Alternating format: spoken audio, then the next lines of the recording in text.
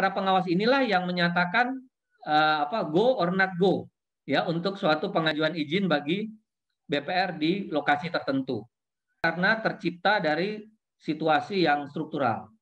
Ya, ketika awal didirikan BPR itu dimanjakan dengan berbagai macam kemudahan. Betul Pak Rahmat bahwa branding adalah salah satu kelemahan yang paling fundamental dari BPR.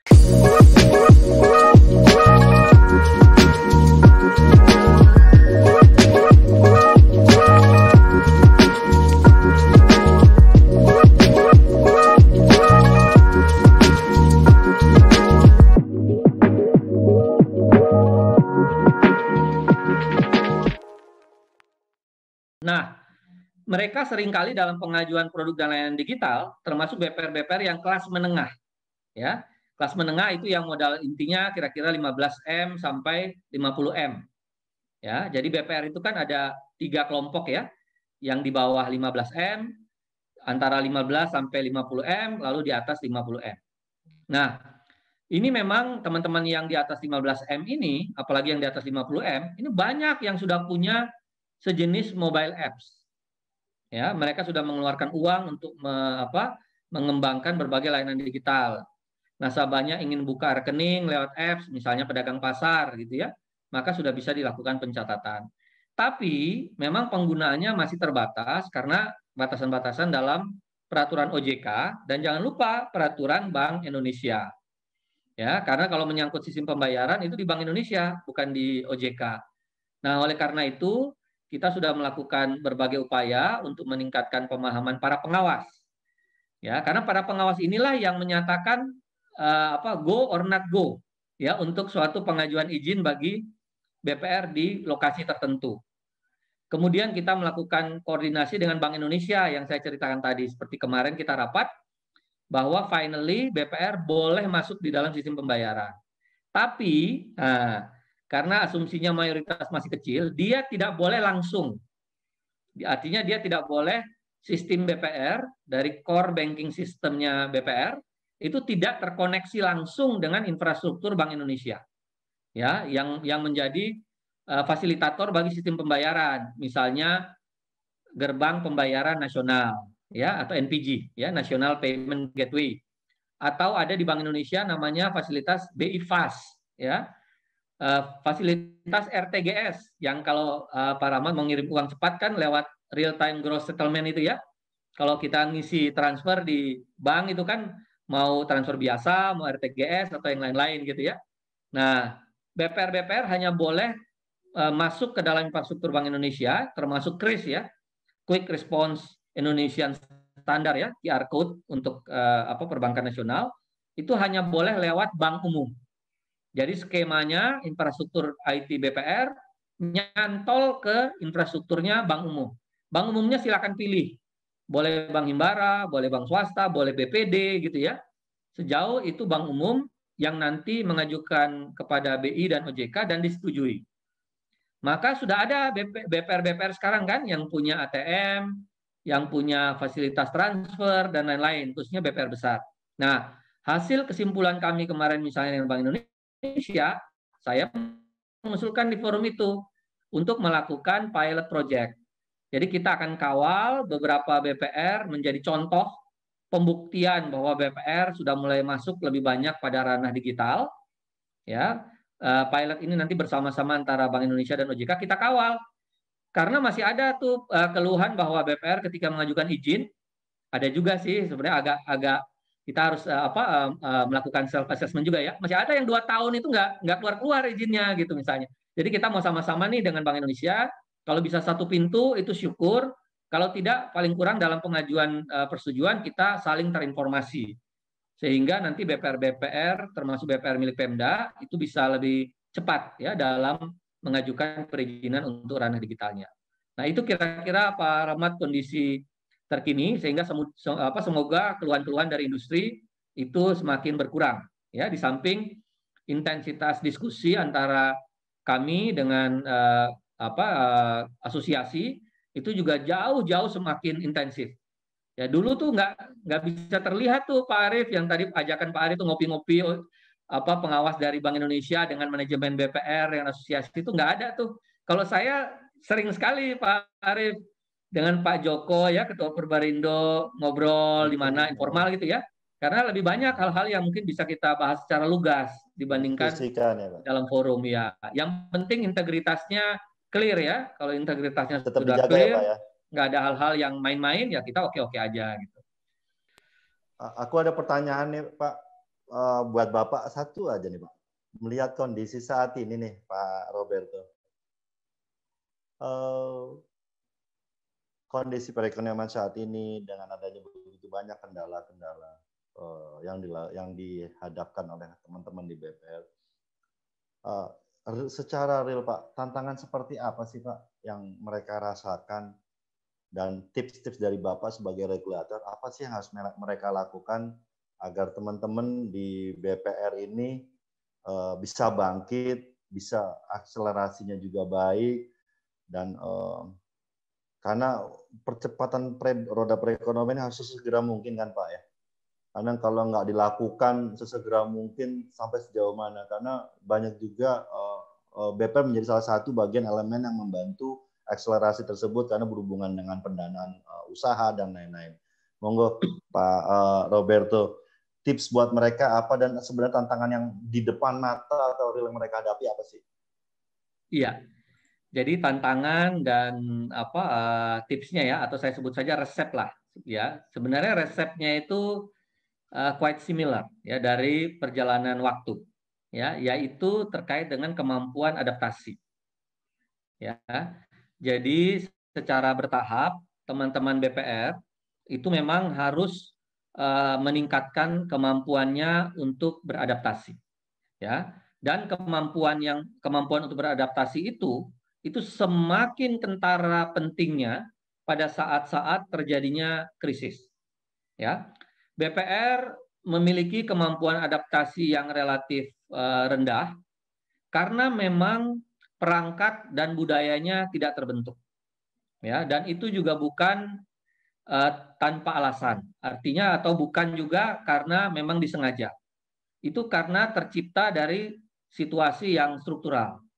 Ya, ketika awal didirikan, BPR itu dimanjakan dengan berbagai macam kemudahan.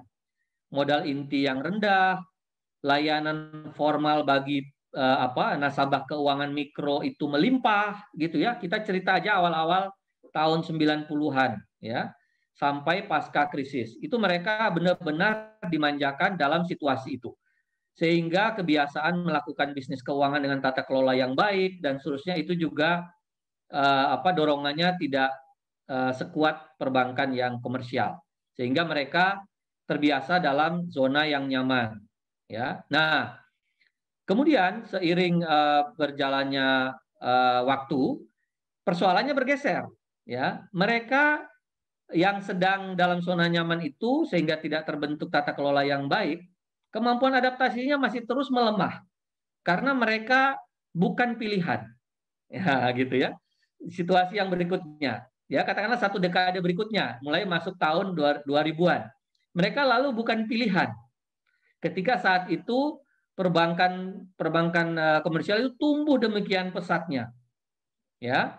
Nah, mereka bukan pilihan sehingga ketinggalan dalam kurun waktu yang cukup lama, bahkan dibiarkan berdarah-darah dalam periode waktu yang cukup lama, sehingga kemampuan adaptasi juga tidak terbentuk. Nah, kemudian sekarang datang COVID, ya. Datang COVID pada lembaga keuangan berskala kecil yang kemampuan adaptasinya rendah. Ya, nah, langsung tuh terlihat yang pertama adalah kemampuan likuiditasnya atau kemampuan menyediakan dana tunai.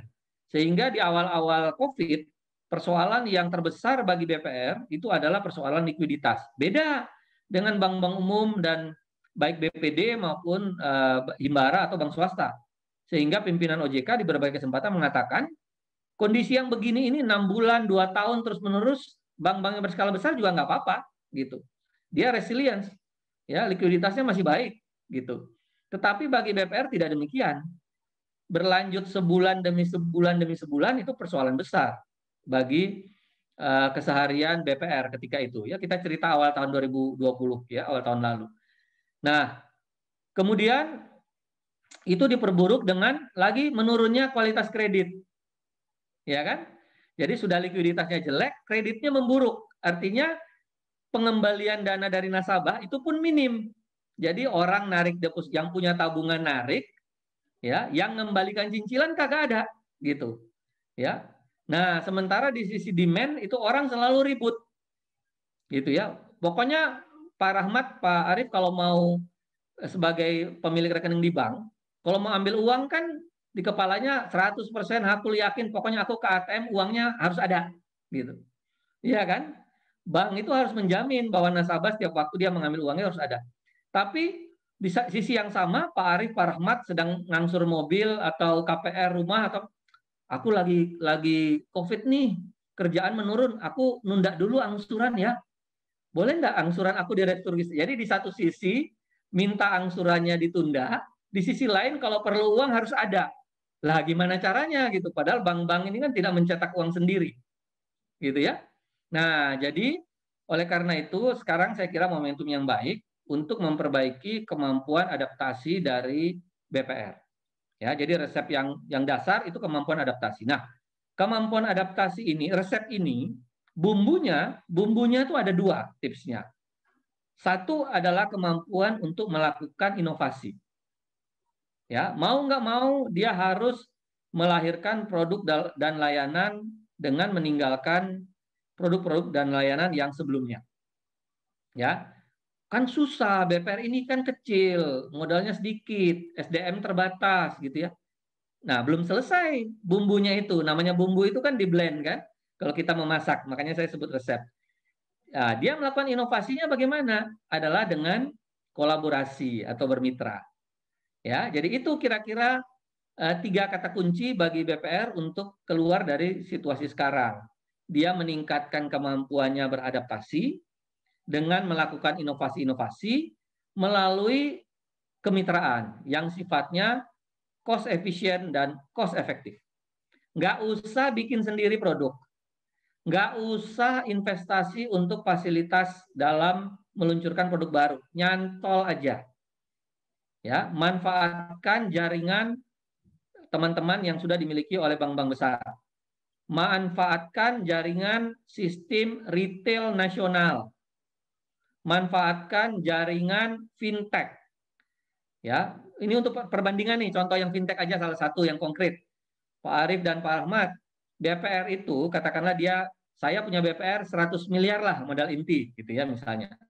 Nah, berarti kemampuan menyalurkan kredit saya kalau maksimal kira-kira sebulan mungkin berapa? 25 M gitu ya. Nah, sebulan 25 M, seminggu belum tentu di saat sekarang bisa 1 M. Itu normal ya. Kalau tidak normal sekarang itu mungkin dari 25 M hanya 5 M. Ya, lalu seminggu mungkin hanya 500 juta. Itu pun berdarah-darah Pak Arief. Belum tentu juga kreditnya itu pengembaliannya lancar. Sekarang beberapa fintech yang sudah diizinkan, misalnya mereka bekerja sama dengan BPR bekerja sama dengan fintech menyalurkan 10 M. Karena di BPR itu ada juga BMPK ya, batas maksimum pemberian kredit. Ya, sehingga satu BPR itu ada yang maksimal hanya 2 M per kredit, ada yang hanya 500 juta per kredit gitu ya. Sehingga mereka harus sindikasi. Ya. Jadi berempat BPR ini menyalurkan kepada fintech sebagai investor sebesar 10 M. Apa yang terjadi Pak Rahmat dan Pak Arief? Oleh fintech itu 3 hari aja habis. 10 miliar itu sudah disalurkan dengan non-performing loan-nya 0%. Ya, dengan bunga kepada BPR 12%. Memang tidak setinggi kalau BPR menyalurkan ke sendiri ya, bisa 16%, bisa 18%. Tapi kan BPR tidak melakukan apa-apa. Ya, sehingga loan to deposit ratio atau rasio penyaluran pinjaman terhadap dana pihak ketiganya juga membaik. Ada contoh yang ekstrim tapi mungkin di BPD. Ya, Bank Jatim. Bank Jatim itu di kondisi sekarang sebulan bisa menyalurkan kredit 10-20 miliar aja sudah untung. Ya kan? Nah, dia bekerja sama dengan fintech Amarta misalnya, ya yang saya dorong. Dia mendapatkan 200 juta. Apa yang terjadi dengan 200 juta dari BPD kepada Fintech Amarta? Setelah berjalan sebulan Pak Rahmat, itu fintechnya sudah minta lagi. Sudah habis itu 200 M dengan cepat diserap oleh debitur gitu ya, debiturnya fintech. Nah, ini contoh-contoh yang bisa bekerja sama seperti itu ya. Nah, jadi saya kembali kata resep utamanya adalah meningkatkan kemampuan beradaptasi. Beradaptasi itu melalui produk dan layanan yang sifatnya inovatif dan dilakukan dengan berteman atau berkolaborasi sehingga dapatkan kemanfaatan tanpa perlu memperoleh biaya. Pak Arief kalau punya BPR hari ini, itu langsung saya, karena saya pengawas nih, saya perintah Pak Arief segera bekerja sama dengan perusahaan open banking misalnya. Kenapa? Karena dengan Pak Arief bekerja sama dengan perusahaan open banking, Pak Arief BPR-nya itu bisa jadi agen asuransi, bisa jadi agen multi finance atau leasing, bisa menjadi alat pembayaran tagihan listrik, telepon, televisi, bisa jadi agen pembayaran pajak.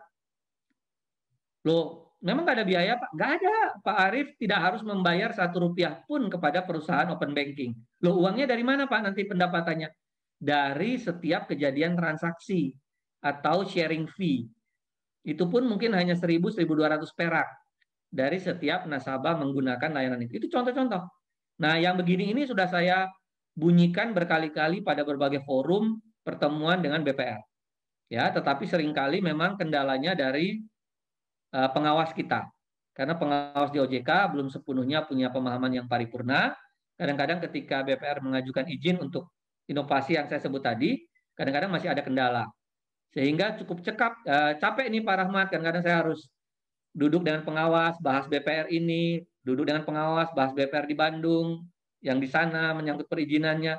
Padahal BPR kan ada 1666 ya, banyak sekali. Jadi memang memerlukan effort. Itu Pak Arief resepnya kira-kira. Ya, kalau tadi saya mendengar ya dari Pak Roberto, ini banyak sekali sebenarnya yang bisa dilakukan BPR itu untuk berkembang, baik dari segi layanan.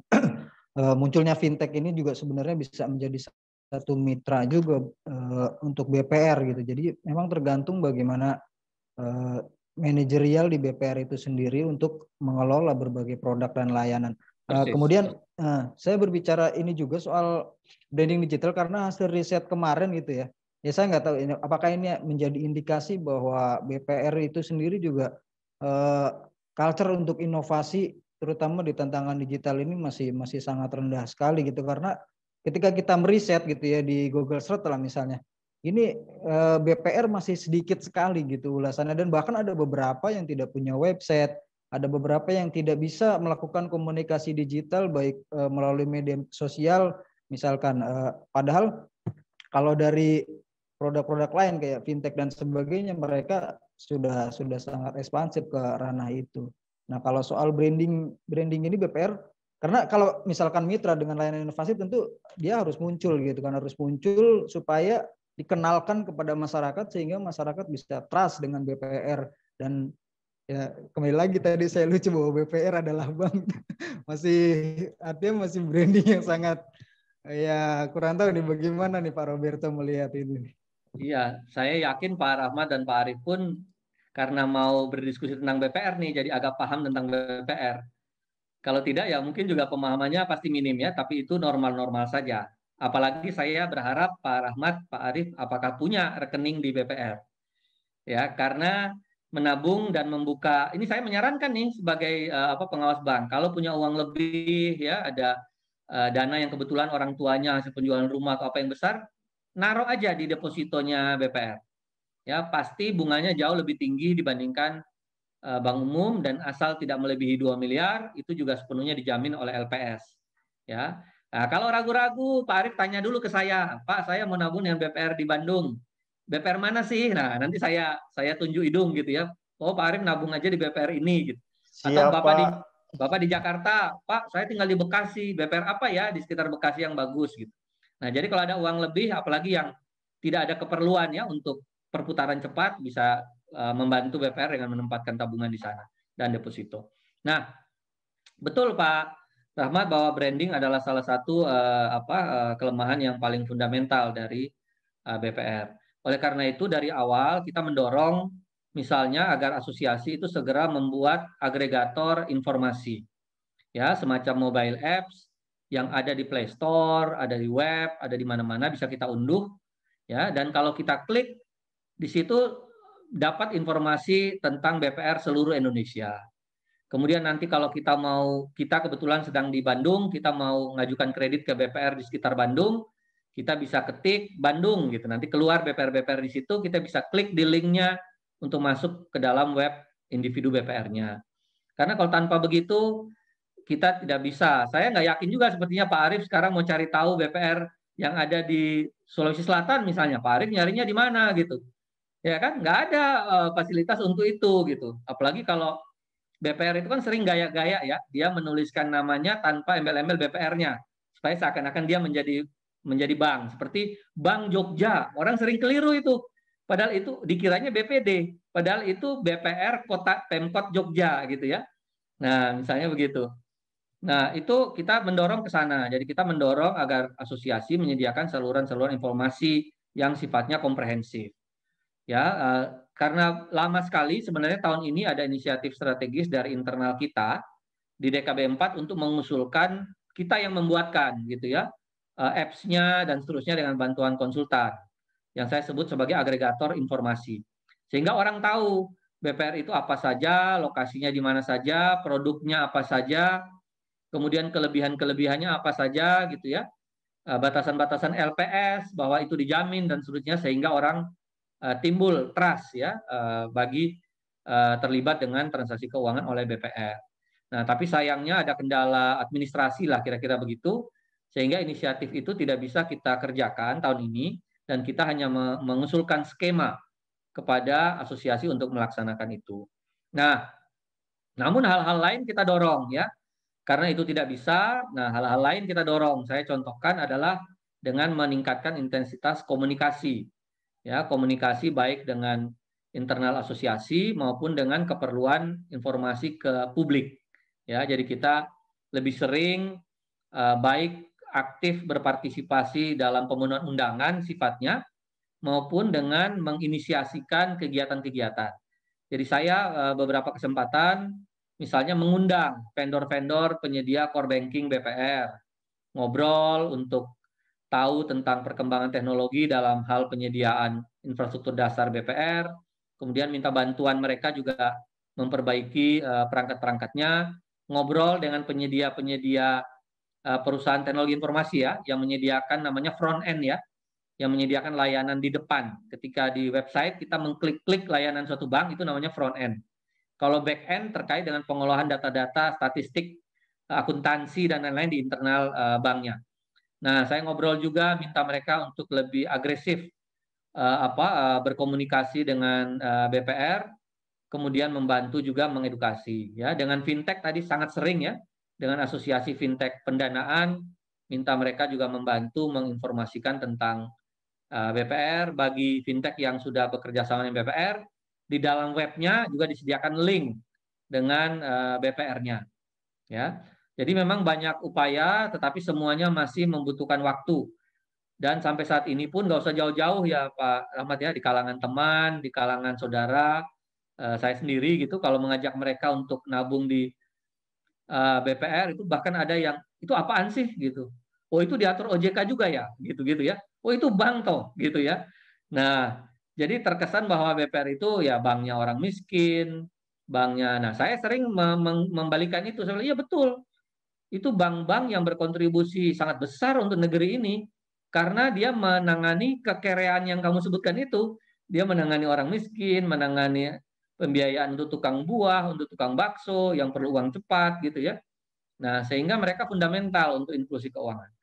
Nah, ini sedang kita kemas ya, termasuk di berbagai forum yang terlibat dengan masyarakat.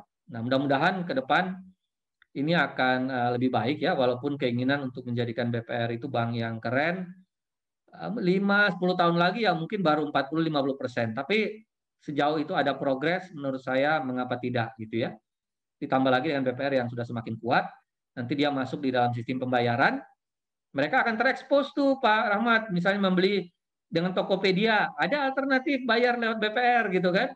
Nah, pelan-pelan dia semakin terekspos ya. Sekarang bantuan-bantuan sosial, dana-dana penerusan uang negara itu kan juga sudah bisa diteruskan dari BPD ke BPR ya. Nah, mudah-mudahan ke depan itu bisa semakin banyak gitu. Mungkin itu Pak Rahmat. Ya, Pak, ini mungkin terakhir, Pak. Karena terkait dengan kita kan nanti akan mengadakan sebuah apresiasi ya untuk Bank Perkreditan Rakyat di seluruh Indonesia. Kita juga sudah mengadakan riset. Kita ingin pandangan Pak Roberto terhadap wording itu. Tapi sebelumnya mungkin Pak Arief bisa dijelaskan Pak mengenai apresiasi BPR Brand Award Indonesia ini supaya Pak Roberto bisa memberikan pandangan. Pak Arief mengenai risetnya juga kan sudah dilakukan.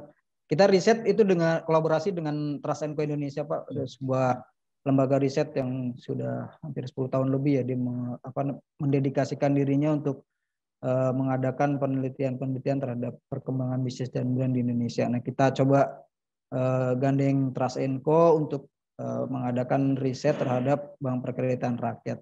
Mungkin Pak Arief bisa menjelaskan sedikit tuh Pak tentang penghargaan ini Pak, supaya Pak Roberto bisa memberikan pandangan. Penghargaan ini sederhananya bahwa seperti yang tadi Bapak sampaikan atau kita bicarakan dari awal adalah mengenai hal digital. Artinya sejauh mana sih digitalisasi awareness teman-teman BPR terhadap dunia ranah di digitalnya, terhadap Google, sejauh mana awareness-nya, popularitasnya. Tapi jangan lupa ketika ngomongin awareness di ranah digital, kita juga ngomongin sejauh mana kekuatan ekonominya dia, dari revenue-nya dia, pendapatannya dia. Dari dua sisi ini yang kita nilai, Pak. Dari dua sisi ini yang kita nilai seberapa bagus secara awareness dan seberapa kuat ketahanan ekonominya dalam melakukan aktivitas-aktivitas roda perekonomiannya. Kurang lebihnya wording yang akan kita lakukan adalah ke sana. Memang ada satu hal, Pak, yang kita belum lakukan, yaitu dari sisi engage sosial media, Pak.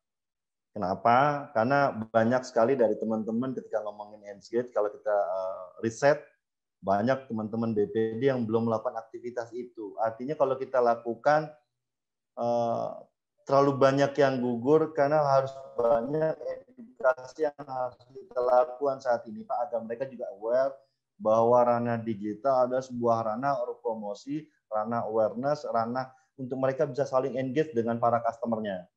Tahun ini kita belum masuk sampai dengan ranah sosial media, Pak. Tapi baru sampai dengan Google, data sekunder, hal-hal yang bisa kita coba sampaikan, ini loh skor awareness kalian, ini loh skor ketahanan kalian. Kurang lebihnya seperti itu, Pak Roberto. Iya, biasanya Pak Arief, teman-teman BPR itu, kalau dalam konteks implementasi digitalisasi, itu hanya dua hal saja yang selalu jadi concern. Ya, kalau soal kemanfaatan, ya, kalau soal keunggulan, itu mereka sepertinya sudah sangat memahami. Tetapi ada dua hal yang selalu menjadi kekhawatiran, bahkan beberapa itu saya menangkap kesan kok sudah seperti trauma ya gitu ya. Nah, satu terkait dengan kerangka regulasi atau pengawasan. Ya, itu yang pertama. Ya, biasanya mereka selalu mempertanyakan regulasinya sudah membolehkan, sudah tidak membolehkan, atau pengawasnya tidak mengizinkan, dan seterusnya. Nah, kemudian yang kedua terkait dengan keperluan investasi, ya, atau biaya yang quote unquote dianggap mahal untuk melakukan digitalisasi. Ya, dua hal itu yang selalu menjadi kekhawatiran dan mereka ungkapkan dalam berbagai kesempatan. Kalau yang tadi Pak Arief katakan dari sisi kemampuan keuangan dia adalah BPR yang besar, dia atau relatif besar, biasanya kekhawatirannya terkait dengan kerangka regulasi atau keterbatasan regulasi beserta tindak tanduk dari pengawasnya. Ya, misalnya yang paling sering belakangan ini Pak Arief ya, supaya konkret aja, mereka banyak yang ingin mengajukan namanya loan originating system. Ya, atau pengajuan pengajuan kredit melalui mobile apps. Ya, supaya dia bisa dengan cepat menangkap momentum, mengeksekusi ya dari permintaan kredit yang dilakukan oleh pedagang pasar di suatu pasar yang mungkin letaknya agak jauh, tapi customer servisnya atau marketingnya kebetulan ada di sana, Pak Rahmat sebagai pedagang bisa langsung meng-apply gitu, ya. Nah, itu bank-bank BPR besar sudah punya kebutuhan itu sebenarnya. Karena mereka juga biasanya beroperasi dekat pasar atau dekat pusat-pusat perdagangan. Biasanya kendalanya ke sana. Nah, kalau yang kendala yang kedua terkait dengan biaya, ini masalah asymmetric information aja. Ya, karena mereka selama ini termasuk di existing core banking-nya atau infrastruktur IT yang mereka miliki sekarang, itu biasanya installment ya atau pemasangannya itu cukup membebani. Ya, biaya mahal, kemudian maintenance-nya juga tinggi, sehingga kalau mau menambahkan sesuatu yang terkait IT, itu mereka akan mengkorelasikan dengan biaya mahal, gitu. Belum lagi nanti maintenance, siapa yang menangani kalau ada kejadian kerusakan atau apa begitu ya. Nah, sehingga mereka menjadi trauma. Nah, oleh karena itu saya di berbagai kesempatan saya selalu mendorong bahwa tadi ya, pertama saya menjelaskan mengenai kerangka regulasi. Lazimnya ini hanya masalah komunikasi, ya, dan saya seringkali tidak capek-capek untuk membantu menengahi pengajuan oleh BPR tertentu di wilayah tertentu sudah mengajukan surat, kemudian pengawasnya belum mengizinkan. Nah, kadang-kadang saya buka forum seperti ini, ada saya, ada pengawasnya, ada banknya, lalu kita suruh cerita, kita tanyakan mitigasi resikonya bagaimana kalau kamu mau meluncurkan pembukaan tabungan lewat apps misalnya. Kalau ada apa-apa, ada kerusakan, itu gimana kamu nanganinya, gitu, dan seterusnya. Nah, kalau itu bisa dilakukan, lalu saya balikin ke pengawas. Lalu apalagi Tole yang kamu persoalkan, saya bilang gitu. Sehingga tidak memberikan izin, gitu. Nah, oh Pak, gini, gitu, gitu. Atau kadang-kadang pengawasnya sering WA saya, Pak, jangan di sini, nanti saya japri Bapak aja, gitu ya. Nah, ternyata ada hal-hal lain di luar itu. Jadi misalnya terkait fraud, terkait perilaku-perilaku BPR yang mungkin kurang baik tata kelolanya dan seterusnya gitu. Ya, jadi itu jadi clear lah paling tidak. Tapi saya tidak capek-capek untuk ikut melakukan itu. Ya, jadi di forum seperti ini pun begitu, Pak Arif, nanti saya akan mengulangi lagi gitu ya. Dan jadi mereka itu sudah sering bosan tapi ngeluh gitu. Loh, Pak Roberto bilang dulu di Brand Award tahun lalu katanya kita sudah boleh digital. Ini kita ngajuin dari tahun lalu sampai tahun ini belum keluar izinnya gitu. Nah, itu biasa langsung saya catat. Ayo, Bapak BPR apa? Bapak lokasinya di kantor OJK yang mana? Gitu. Ayo, minggu depan kita Vicon bersama gitu ya. Nah, lalu saya cari kejelasannya gitu. Memang capek Pak Arif dan Pak Rahmat ya, karena banyak sekali. Kadang-kadang dari BPR di Sulawesi Tenggara, kadang-kadang dari BPR di mana gitu ya. Nah, kemudian yang kedua terkait biaya, itu juga saya sampaikan. Besok nanti akan saya sampaikan lagi gitu di acara Bapak. Kamu itu jangan cari kerjasama yang membebani. Lawong ada yang bisa nyantol gratis kok, kenapa mesti nyari yang berbiaya? Kalau kamu nggak bisa nyari, saya yang nganter. Kamu maunya fasilitas apa gitu? Saya terpaksa kadang-kadang begitu Pak. Kamu mau apa? Mau misalnya front end, mau membuat web, mau membuat apa? Kalau nggak bisa, saya bawa ini Telkom Sigma atau yang lain. Saya nggak ada kepentingan untuk dapat fee atau dapat apa enggak. Saya hanya mengenalkan, silahkan kamu bicara. Atau perusahaan yang lain punya harta jasa, punya Vinet, punya apa gitu ya. Nah, tapi yang penting kamu mulai dan tidak ada biayanya. Nanti biaya itu saling berbagi pada saat ada kejadian transaksi. Nah, itu saya selalu ulang-ulang. Gitu ya. Memang ada misteri lain nih Pak Arif dan Pak Rahmat, terutama karena suara pemerintah ini afiliasinya banyak membahas hal-hal terkait pemerintah. Ini memang paling menonjol di BPD. Ya, tapi di BPR pun ada. Ya, Pak Arif juga mengertilah bahwa kan pengadaan infrastruktur itu terkait pengadaan, ya kan ada tunjuk-tunjuk lelang gitu-gitu ya kadang-kadang. Nah, itu di BPD pun saya sulit sekali menggantikan core banking sistem dengan yang lebih baik, yaitu tadi karena pemegang sahamnya gubernur, kalau dia sudah nunjuk maunya PT ini ya udah susah gitu ya. Kalau mau menggantikan dan seterusnya gitu. Walaupun manajemen banknya sudah mengusulkan perubahan. Nah, jadi hal yang kedua ini saya juga selalu mendorong Pak, bahkan menawarkan, bahkan memfasilitasi gitu ya. Kalau kamu bekerja sama lalu vendornya itu mengenakan biaya mahal, kasih tahu saya bilang gitu. Nah, jadi kadang-kadang di pertemuan langsung dengan vendor, saya ikut gitu. Saya bilang, awas ya, sepakat ya, ini nanti pemasangan alat kamu untuk memungkinkan BPR melakukan pembayaran tagihan listrik misalnya, ya, nggak ada bayar-bayar loh ya kalau belum nasabahnya melakukan pembayaran, artinya belum digunakan. Nah, bahkan sampai yang lebih advance, Pak Arief, seperti penggunaan tanda tangan digital. Penggunaan tanda tangan digital pun itu kan gratis, tidak ada investasi awal.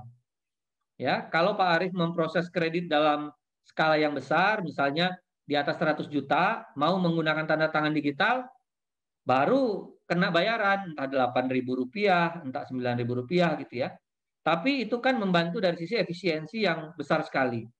Ya, kalau tidak diproses pakai tanda tangan digital, misalnya, ya kalau kita harus hitung-hitungan rinci, itu biaya acquiringnya jauh bisa ratusan ribu bahkan dibandingkan kalau masuk dalam proses otentifikasi menggunakan tanda tangan digital misalnya gitu. Nah ini nanti akan saya ceritakan lagi pada teman-teman BPR ya.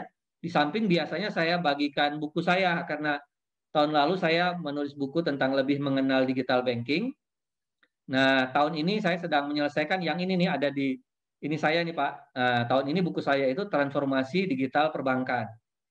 Nah mudah-mudahan kalau nggak ada halangan akan saya selesaikan di libur Lebaran ini ya karena hanya libur Lebaran yang punya waktu sangat luang cukup gitu ya untuk menuntaskan. Nah, nanti setelah Lebaran mudah-mudahan sudah bisa diterbitkan gitu. Nah, biasanya kalau nanti suara pemerintah mau membantu untuk launching juga nggak masalah, silahkan kita bikin workshop untuk bedah buku atau apa, silahkan aja. Saya sih Siapa? dengan senang hati gitu. Saya tagih ya Pak. Monggo Pak, monggo ya. Ya, siap. Ya, ini mumpung belum keduluan Mas Eko nih biasanya kalau Iya, saya sudah Pak. info Iya, langsung Pak. Mas Eko Infobank itu langsung nagih biasanya ke saya. Dan saya Pak, nanti boleh saya minta nomor handphone Bapak biar diskusinya lebih cepat, tidak melalui asisten. Iya, baik, ya. Boleh. Saya ketik di sini aja ya Pak. Saya ketik di. Boleh Pak. Saya rata-rata setiap tahun biasanya 2 atau kalau sekarang 3 udah nggak kuat Pak Arief Rahmat. Biasanya saya setiap tahun tuh 1 atau 2 buku lah gitu biasanya. Wow. Nah. Wow, itu nggak yang bantu paling cuma edit aja Pak ya? Iya, jadi 14 buku itu diterbitkan oleh Pascasarjana UGM, Pak. Ya, jadi supaya konten akademiknya kena, nah buku-buku saya biasanya diterbitkan oleh Sekolah Pascasarjana UGM. Maksudnya supaya kalau buku yang kita tulis dan diterbitkan oleh universitas, cara pandang orang terhadap nilai akademisnya kan mungkin berbeda gitu ya, dibandingkan kalau penerbit yang mungkin orang tidak kenal dan seterusnya gitu. Nah, buku yang ini buku saya yang ke-15 atau 16 begitu ya. Itu buku yang saya tulis sendiri ya, Pak. Di luar yang kalau editor ada lagi bisa sampai 15. Ya, kalau yang editor ada lagi atau yang menjadi penyunting atau apa itu ada lagi beberapa buku lainnya. Nah, biasanya saya tuliskan itu kecuali yang ini ya karena sudah lewat itu menyambut hari ulang tahun saya Pak biasanya. Jadi saya menghadiahi diri saya sendiri dengan buku yang saya terbitkan biasanya di sekitar periode ulang tahun gitu. Ya. Alhamdulillah ya, menarik sekali ya. Maksudnya jadi berbincang dengan Pak Roberto ini menurut saya sangat tepat sih kalau kita melihat bagaimana perbankan saat ini berkembang karena saya juga baru tahu Pak Roberto banyak sekali menulis buku. Saya sih kalau kaitannya dengan BPR sekarang saya jadi berpikir bahwa semua buku yang ditulis oleh Pak Roberto itu bagaimana caranya supaya bisa bisa diaplikasikan di perbankan BPR sehingga BPR pun kedepannya bisa lebih berkembang lagi dengan lebih beradaptasi dengan perkembangan zaman yang saat ini gitu Pak Roberto. Mudah-mudahan kita juga nanti semakin kontribusi yang diberikan terhadap perkembangan BPR karena melihat dari fungsional mereka yang sangat penting di masyarakat gitu ya. Kami sebagai media, kemudian OJK sebagai badan regulasi dan pengawasnya, kemudian juga asosiasi semuanya supaya BPR kita ini tetap eksis dan memberikan kontribusi yang besar terhadap masyarakat. Mungkin wawancara kita pada hari ini itu saja dulu Pak Roberto. Nanti mudah-mudahan kita akan diskusi-diskusi terus untuk bagaimana sih caranya ya kami sebagai media kemudian juga berkolaborasi dengan lembaga riset kita sama-sama untuk memajukan perekonomian bangsa ini. Mungkin closing statement untuk wawancara kita hari ini, Pak Roberto, silakan. Iya, baik Pak Arif dan Pak Rahmat. Yang pertama, terima kasih sekali lagi untuk kesempatan menyediakan jalur ya atau saluran bagi kami dari Otoritas Jasa Keuangan untuk memberikan edukasi kepada masyarakat maupun pihak-pihak terkait lainnya tentang upaya-upaya yang dilakukan untuk meningkatkan kontribusi dari BPR, baik dalam konteks meningkatkan kemampuannya untuk bersaing maupun dari sisi kemampuannya untuk membantu meningkatkan inklusi keuangan di Indonesia, khususnya melalui pembiayaan bagi para pelaku usaha mikro dan kecil. Ke depan kami masih berharap agar suara pemerintah berkenan untuk kembali mengangkat isu-isu yang terkait dengan BPR maupun lembaga jasa keuangan lainnya, sehingga membantu menyediakan informasi yang lebih banyak kepada masyarakat tentang kondisi atau perkembangan dari lembaga jasa keuangan itu sendiri maupun tentang kemanfaatan-kemanfaatan yang diberikannya. Mungkin itu dari saya. Sekali lagi terima kasih dan semoga kita senantiasa selalu sehat. Saya atas nama manajemen dari suarapemerintah.id dan tim pribadi juga mengucapkan terima kasih kepada Bapak sebesar-besarnya. Apalagi Bapak juga mau hadir di event kami mengenai BPR ini yang nanti akan menjadi sebagai salah satu keynote speaker. Sekali lagi saya cuma hanya bisa mengatakan terima kasih sebanyak-banyaknya Pak, dan sampai jumpa di waktu tersebut tanggal 28 Mei ya Pak ya. Baik. Ya, pamit ya Pak Arif dan Pak Rahmat, saya pamit. Terima kasih Ya, Pak Roberto. baik. Terima kasih Pak Roberto.